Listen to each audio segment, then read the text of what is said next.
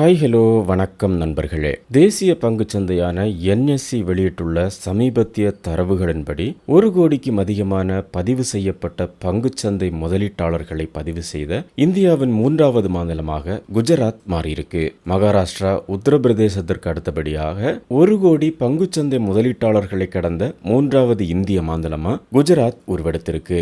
இந்தியாவில் பங்குச்சந்தைகளில் சேர்பவர்களுடைய எண்ணிக்கை தொடர்ந்து அதிகரித்து கொண்டே வருது. இதுல குறிப்பிடத்தக்க மைல்கல்லா மகாராஷ்டிரா, உத்தரப்பிரதேசத்திற்கு அடுத்தபடியா 1 கோடி முதலீட்டாளர்களை கடந்த 3வது மாநிலமா குஜராத் மாறியிருக்கு என NSE தெரிவித்திருக்கு.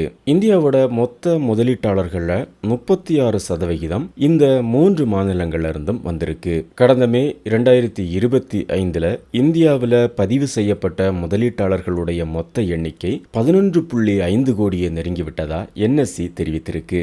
பிராந்திய வாரியாக வட இந்தியாவில் 4.2 கோடி பதிவு செய்யப்பட்ட முதலீட்டாளர்கள் இருக்காங்க.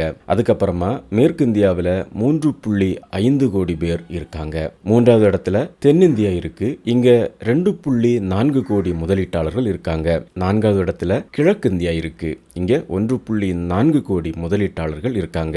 கடந்த 12 மாதங்கள்ல வட மாநிலங்களுடைய வளர்ச்சி 24%, கிழக்கு மாநிலங்களுடைய வளர்ச்சி 23%, தென் மாநிலங்களுடைய வளர்ச்சி 22% பதிவாகி இருக்கு.